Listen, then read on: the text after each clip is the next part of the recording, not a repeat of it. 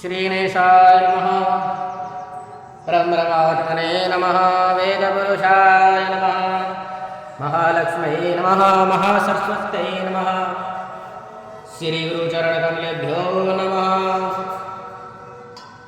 वक्रतुण्डमहाकाय सूर्यकोटि समप्रभ निर्विघ्नं कुरु मम देव सर्वकार्येषु सर्वदा। सर्वमङ्गलमाङ्गल्ये शिवे सर्वार्थसाधिके शरण्ये त्र्यम्बिके गौरी नारायणी नमोऽस्तुते।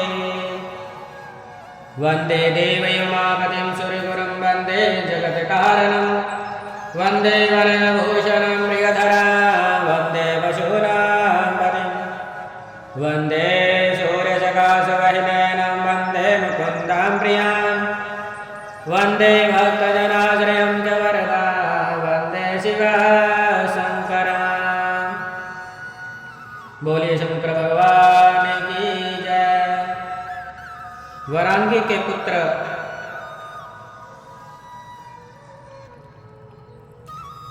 तारकासुर की उत्पत्ति, तारकासुर की तपस्या एवं ब्रह्मा जी द्वारा उसे वर प्राप्ति, वरदान के प्रभाव से तीनों लोकों पर उसका अत्याचार। ब्रह्मा जी बोले, तदंतर वारांगी ने आदरपूर्वक गर्भ धारण किया। वह बहुत वर्षों तक परम तेज से भीतर ही बढ़ता रहा। तत्पश्चात समय पूरा होने पर वरांगी ने विशालकाय महाबलवान तथा अपने तेज से 10 दिशाओं को दीप्त करने वाले पुत्र को उत्पन्न किया। देवताओं को दुख देने वाले उस वरांगी पुत्र के उत्पन्न होने पर दुख के हेतु महान उत्पात होने लगे। हे तात, उस समय स्वर्ग, भूमि तथा आकाश में सभी लोगों को भयभीत करने वाले अनर्थ सूचक 3 प्रकार के उत्पात हुए। मैं उसका वर्णन कर रहा हूँ। आकाश से महान शब्द करते हुए भयंकर उल्कायुक्त वज्र गिरने लगे और जगत को दुख देने वाले अनेक सुतीक्ष्ण केतु उदय हो गए। पर्वत सहित पृथ्वी चलायमान हो गई। सभी दिशाएं प्रज्वलित हो गई। सभी नदियां एवं विशेषकर समुद्र क्षुब्ध होने लगे। भयंकर हू हू शब्द करते हुए तीक्ष्ण स्पर्श वाली हवा बहने लगी और धूल उड़ाती एवं वृक्षों को उखाड़ती हुई आंधी चलने लगी। राहु सहित सूर्य और चंद्रमा के ऊपर बार बार मंडल पड़ने लगे, जो महाभय के सूचक तथा सुख का नाश करने वाले थे।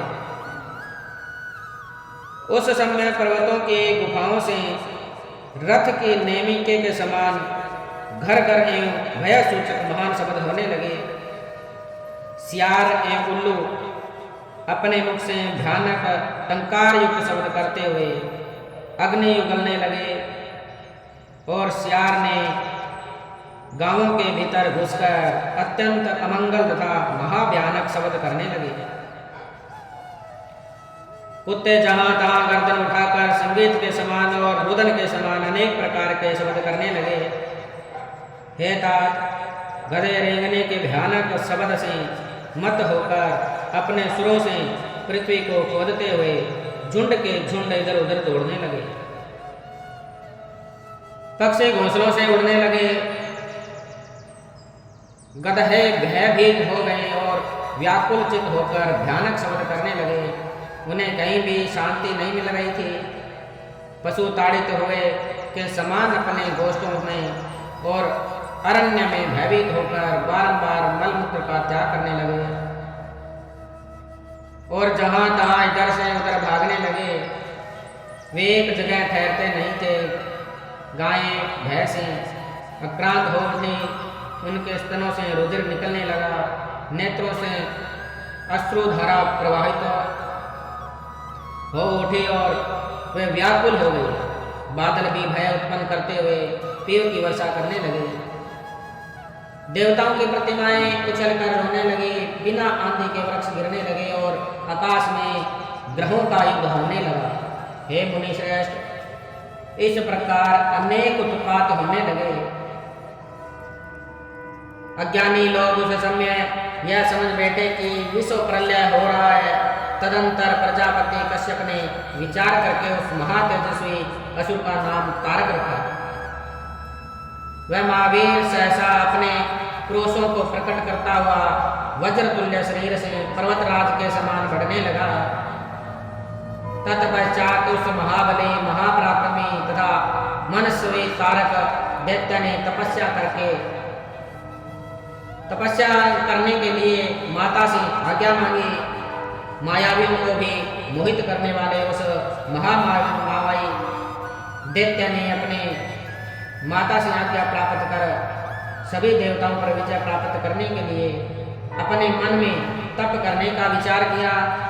गुरु की आज्ञा का पालन करने वाला वह दैत्य मधुवन में जाकर ब्रह्मा जी को लक्ष्य करके विधि पूर्वक अत्यंत कठोर तपस्या करने लगा।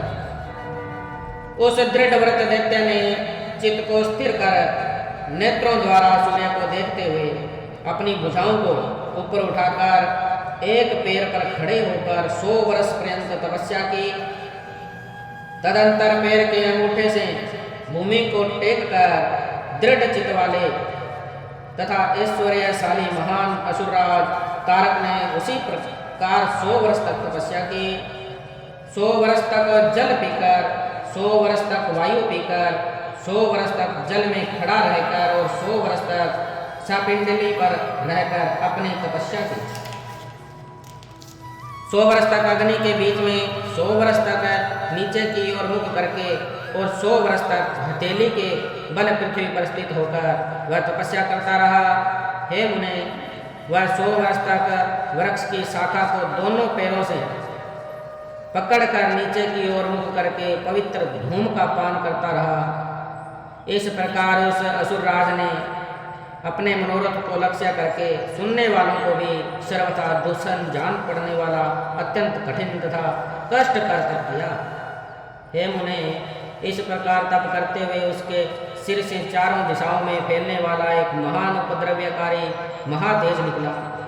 हे मुने, उस तेज से सभी देवलोक प्राय जलने लगे और चारों ओर समस्त देवता तथा ऋषिगण बड़े दुखी हुए।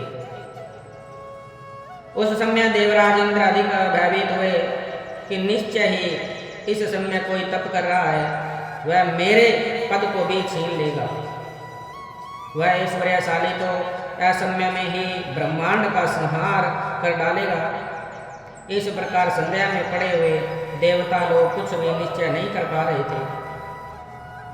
तदंतर सभी देवता एवं ऋषि परस्पर विचार करके भयभीत एवं दीन होकर मेरे लोक में पहुंचे और मेरे सामने उपस्थित हुए। व्यथित चित्त वाले उन सभी ने प्रणाम कर मेरी स्तुति करके हाथ जोड़कर सारा वृत्तांत मुझसे कहा। मैं भी सद्बुद्धि से उनकी व्यग्रता का समस्त कारण जानकर जिस स्थान पर असुर तप कर रहा था उस स्थान पर उसे वर देने के लिए गया। हे मुने, मैंने उसे कहा, हे दैत्य, तुमने घोर तपस्या की है, अतः वर मांगो। मुझे कोई भी वस्तु तुम्हारे लिए अदेय नहीं है। अब मेरा वचन सुनकर उस महान असुर तारक ने मुझे प्रणाम करके तथा मेरी स्तुति कर अत्यंत कठिन वर मांगा। तारक बोला, हे पितामह, वर देने वाले आपके प्रसन्न हो जाने पर मेरे लिए क्या असाध्य हो सकता है, अतः मैं आपसे वर मांगता हूँ, उसे मुझे सुनिए। हे देवेश, यदि आप मुझ पर प्रसन्न हैं और यदि मुझे वर देना चाहते हैं तो मेरे ऊपर कृपा करके मुझे 2 वर दीजिए। हे महाप्रभु, आपके बनाए हुए इस समस्त लोक में कोई भी पुरुष मेरे समान बलवान न हो और शिवजी के वीर्य से उत्पन्न हुआ पुत्र देवताओं का सेनापति बनकर जब मेरे ऊपर सहस्त्र प्रहार करे तब मेरी मृत्यु हो। हे मुनीश्वर, जब उस दैत्य ने मुझसे इस प्रकार कहा तब मैं उसे उसी प्रकार का वर देकर शीघ्रता पूर्वक अपने स्थान को चला गया। वह दैत्य भी मनोवांछित उत्तम वर प्राप्त कर अत्यंत प्रसन्न होकर शोणित नामक पुर को चला गया। उसके बाद दैत्य गुरु शुक्राचार्य मेरी आज्ञा से असुरों के साथ जाकर त्रिलोकी के राज्य पर उस महान असुर का अभिषेक किया। तब वह महादैत्य त्रिलोक्याधापति हो और चराचर को पीड़ित करता हुआ अपनी आज्ञा चलाने लगा। इस प्रकार वह तारक विधि पूर्वक त्रिलोक्य राज्य करने लगा और देवता आदि को पीड़ा पहुंचाता हुआ प्रजा पालन करने लगा। तदंतर उस तारकासुर ने इंद्र आदि लोकपालों के रत्नों को ग्रहण कर लिया। उन्होंने उसके भय से रत्न स्वयं प्रदान किए। इंद्र ने उसके भय से उसे ऐरावत हाथी समर्पित कर दिया और कुबेर ने 9 निधियां दे दी। वरुण ने श्वेत वर्ण के घोड़े, ऋषियों ने कामधेनु और इंद्र ने उच्च श्रुवा नामक दिव्य घोड़ा भय के कारण उसे समर्पित कर दिया। उस असुर ने जहां जहां अच्छी वस्तुएं देखी उन्हें बलपूर्वक हरण कर लिया। इस प्रकार त्रिलोक की सर्वथा निसार हो गई। हे मुने, समुद्रों ने भी भय से उसे समस्त रत्न प्रदान कर दिए और बिना जोते बोए ही पृथ्वी अन्न प्रदान करने लगी और सभी प्रजाओं के मनोरथ पूर्ण हो गए। सूर्य उतना ही तपते थे जिससे किसी को कष्ट न हो। चंद्रमा उजाला करते रहते और वायु सबके अनुकूल ही चलते। उस दुरात्मासुर ने देवताओं, पितरों तथा अन्य का जो भी द्रव्य था वह सब हरण कर लिया। इस प्रकार वह तीनों लोकों को अपने अधीन कर स्वयं इंद्र बन बैठा। वह इंद्रियों को वश में रखने वाला आदित्य राजा हुआ और अद्भुत प्रकार से राज्य करने लगा। उसने समस्त देवताओं को हटाकर उनकी जगह दैत्यों को नियुक्त कर दिया और देवताओं को अपने कर्म में नियुक्त किया। हे मुने, तदंतर उसे पीड़ित हुए इंद्र आदि समस्त देवगण अनाथ तथा अत्यंत व्याकुल होकर मेरी शरण में आए। बोलिए शंकर भगवान की जय। ओम नमः शिवाय, नमः शिवाय, हर हर भोले, नमः शिवाय, नमः शिवाय, ओम नमः शिवाय, हर हर भोले, नमः शिवाय, नमः शिवाय, ओम नमः शिवाय, हर हर भोले, नमः शिवाय। जटाधराय शिव जटाधराय, हरे हरे भोले, नमः शिवाय, नमः शिवाय, ओम नमः शिवाय, हरे हरे भोले, नमः शिवाय। गंगाधराय शिव गंगाधराय, हरे हरे भोले, नमः शिवाय, नमः शिवाय, ओम नमः शिवाय, हरे हरे भोले, नमः शिवाय।